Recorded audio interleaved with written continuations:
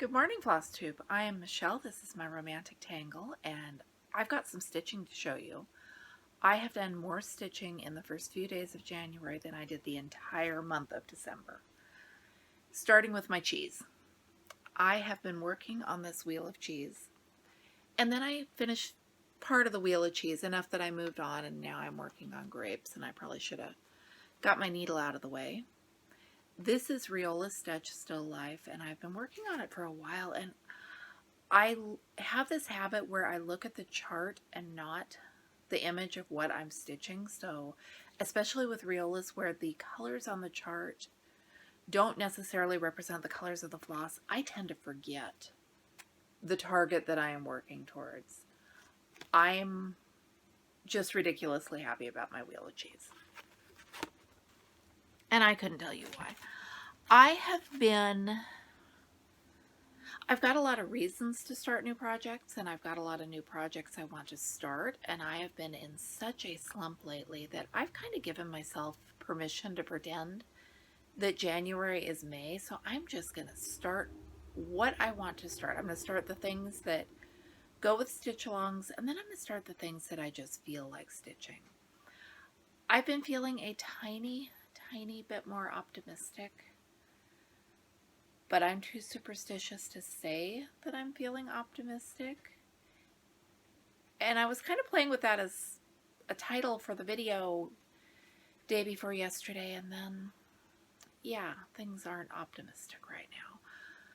There are the big things in the world, and then there are the little close to home under my own roof things, and first there was one, and then there was this morning another one that's closer to home, and yeah, so much for optimism. But I am still going to try to keep stitching and do the little things that I can be in control of doing. So the SALs. Amy from Amityville messaged me and said that we should stitch just one more page. It's a Night Spirit Studio freebie. It is awesome, and I've had it in my 2-stitch pile forever. And I started it. I got the floss, I got the fabric, I got new ink for the printer, and I'm making progress. I've got a mistake over here. I don't care. I'm working around it. I've got plans for how I'm going to finish this, and I am very excited about it. Amy's already stitched hers because she's way faster than I am.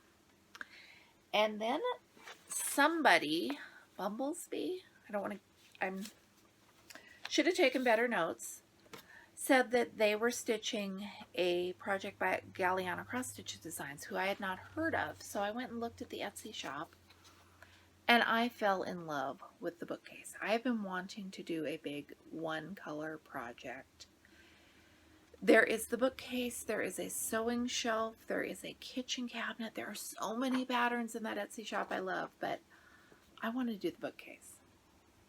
And there's a stitch along for the bookcase by Cross Stitch MD and Desert Stitcher. So I printed out the whole pattern. I chased around and got enough skeins of one color because I'm not going to play with color changes. I'm just going to enjoy the simplicity of one color, and I'm doing DMC 814. I thought I was going to do DMC 815, but when I was standing there in the shop, they had more 814, and I used 815 to do the Bendy Stitchy acceptance sampler, so this will give me a little more variety in my life.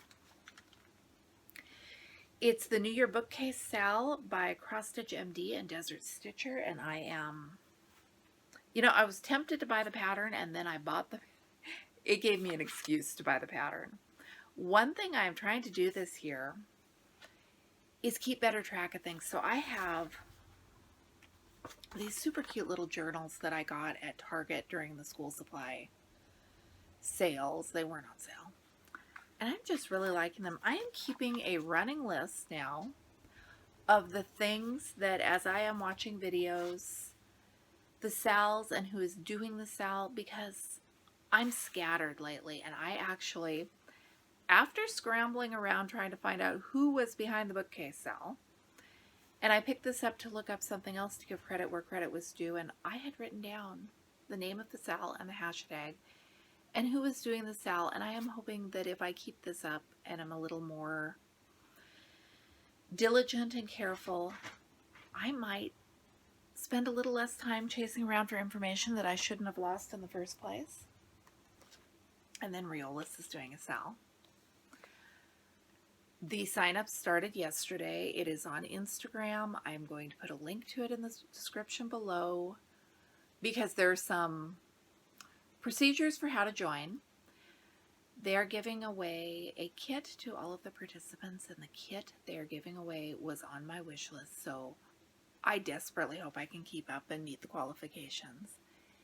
And I went through all of my Riolis kits, and I decided I'm going to start First Evening in Their Own Home.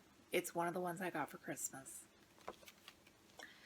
I'm going to start down here with the hem of her dress so that I'm working from the least exciting up to the more exciting, and I have heard that advice many, many times. I don't know if I will actually make it work for me.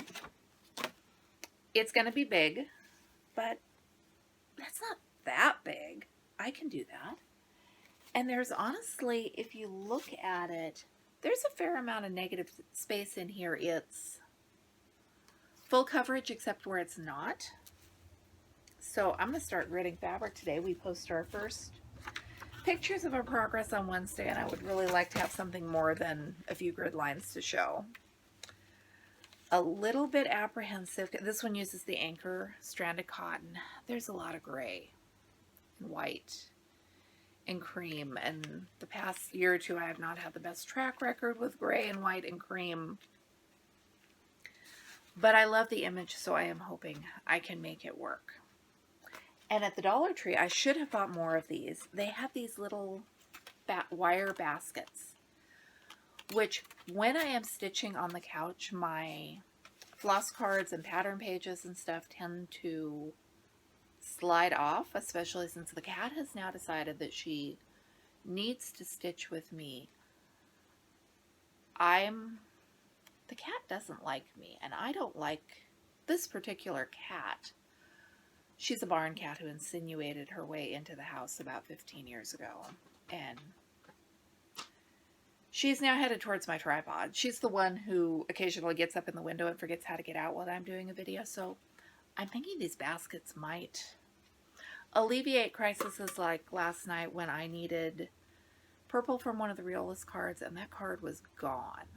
I finally found it between the couch cushions after going through every project bag and all the folded quilts and all the other places that I possibly thought it could be. So maybe these bins will keep the cat and I out of trouble, maybe not. Maybe they will just keep me from knocking my own things over, and I should stop blaming the arthritic old cat for my problems. I have been watching videos. One that I don't think it's a brand new video, but it was the perfect thing to watch at that moment in time. Franklin Habit is a knitter. I know that he wrote for one, might have been Interweave Knits. I've knitted a couple of his patterns. The hemlock ring was awesome. And I didn't know he had a YouTube channel until it popped up in my recommendations. And he has a video on comfort knitting in uncomfortable times. He, in the times we're in right now, has switched to comfort knitting, which I guess he didn't do before. And garter stitch, mindless knitting, the stuff that isn't hard. And it was an interesting video to watch because I have comfort knitted my way through so many uncomfortable times. Until this last couple of months, I hit the point where I am too stressed for even the comfort knitting to work. And like I said, I am, at the beginning of the video, I am taking baby stitches back into working on my cheese. I am hoping that this is the start of getting my stitching time back, because being this frazzled is not good. And when I first started cross stitching, when I first started it because I was working in a call center and all of my friends were doing needlepoint, and I wanted to try needlepoint and accidentally got a cross stitch kit, and it went from there. But when I really started cross stitching and doing the full coverage intricate stuff, it was because my husband had just started working graveyard and I was home alone with two very small children in a very creaky house in a very bad neighborhood. And I put my stress into, okay, what color goes where? How do I do this? Instead of, what was that sound? What did I just hear? Is something going to happen?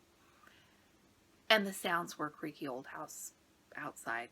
Not sounds that I needed to be afraid of at that moment in time. So I have used cross stitch to kind of target my stress towards something that I can control, instead of things that maybe I don't need to worry about or that I can't control. And that worked very well for me for very many years. And recently it's not working, and I need to be less frazzled. So the Distance is a channel that I just discovered, and she has a series of videos on lessons to be learned from old quilts, where she is taking old quilts and examining them and talking about what the choices the quilters who made them made. And it is not critical. It is not that, oh, they didn't know better, they didn't have the good fabrics, that makes me want to smack somebody. It is really interesting, and I've been enjoying those. There are a dozen videos. I think I've only watched 3 or 4, but I'm going to watch the rest. And then while I am stitching, for quite a while now, I've been listening to a channel called Fascinating Horror. He talks about historic disasters, and they're interesting, and I thought I might mention them here because I know some of my Flosstube buddies are into true crime, and I don't know if there's an overlap between true crime and historic disasters. He did one this week about the Coconut Grove fire. I've heard about the Coconut Grove fire. I have heard a lot about the Coconut Grove fire, but even and his videos aren't super, super long. There were details about the fire I did not know. And in some, not all of the videos, he talks about, in the aftermath of these disasters, things that have happened to prevent that from happening again. There was one about a theater where there was a stampede and people were crushed, and one of the survivors went on to invent the patent for those crash doors that you can push to get outside the door that's locked from outside but is exitable from inside. The Coconut Grove fire, I guess because there were so many burn victims, the hospitals developed some ways of dealing with burn victims and assessing the quantity and severity of the burns, and it was just fascinating. So, and you don't have to look at those while you're stitching. So there are, I believe, still images, but you can get the gist of it without looking up at the screen. So that is one of the things I have been distracting myself with. Distracting from current day disasters while listening to historic disasters. It works, sort of. I had a thrifting find this week that wasn't looking for it, wasn't expecting it, but if you watch my thrifting videos a couple of months ago, I found a whole set of these sparkly glasses. My grandma, when I was growing up, this is the set she had in her kitchen. And when we would go spend the night, we would have vanilla ice cream with Hershey's syrup out of the old metal cans with the yellow plastic lids that went on them. And I saw these in the thrift store. I had not thought of Grandma's cut glasses forever. I'd forgotten about them. It was one of those where you see the thing and you go, I remember that. Suddenly this is very important. And they wanted at St. Vinny's $2 a piece for them, and I don't need them. It's one of those things that strikes you that, hey, that would be neat to have in my life, but I don't need it enough to invest that much money in it. And I called my mom later and tried to describe the glasses, and I don't think it was registering, because these were one of those things. They were a constant, but they weren't an important enough constant that anyone was paying attention to them. And I thought that maybe when Grandma passed away, and then later when we moved Grandpa into the nursing home, their house was very minimalist by that time, and we went through, and probably 80% of what was there somebody took home. I boxed up all of their kitchen stuff because I have older teenagers and thought, my daughter is setting up her kitchen. My boys are going to be setting up kitchens in a couple of years. Instead of scouring estate sales later to get all the measuring cups and can openers and this, that, and the other thing, I will just box them up. I have a great big attic. I can store them for later. I do not remember boxing these up. Mom thinks I have them. I could not remember if they were in Grandma's house the last few years of her life because I wasn't eating over there at that point. Mom says they were there on the second shelf in the left-hand kitchen cabinet, and she knows she didn't donate them to Goodwill, so they might be in my attic. I have too many other things I need to do before I go up on a wild goose chase in my attic, but I found one at the thrift store, and it was $1. And if I have Grandma's, this will just be added to that set. If I don't have Grandma's, I'm going to put it in my sewing room and like store seam rippers or something in it because I am just tickled that I found it. And I was also able to take a picture of it and send it to my mom and ask her if it rang any bells. And then, of course, she knew the set I was talking about. So how silly am I? I have a ton of fabric to grid. I have fabric to grid for the bookcase SAL. I have fabric to grid for First Night in Their New Home for the Riolis SAL. I have got a really big Riolis kit on its way to me that I don't think will get here in time to use it for the Riolis SAL, so I'm doing 2 new Riolis starts. And that's fine, I can do that. If I am working with things I already own that are already in my stash, or if I'm buying a pattern off of Etsy to use with Flosstube fabric I already own, I'm not putting restrictions on myself right now. I am going to play and I'm going to have fun with it. And this was going somewhere, but I have no idea where I was going with that. Halfway through the video, I had to stop and start over again because I am expecting a phone call that I need to answer, and the sneaky car warranty people were spoofing local phone numbers to make it look like it was something I should answer. I hate that. Thank you for watching. Are you starting new SALs? Are you excited about the new year? Are things looking any brighter in your little corner of the world? I'm Michelle, this is my romantic tangle, and I have got a bunch of stuff that I want to film and share with you. Let's just hope life cooperates enough for me to do it. See you soon.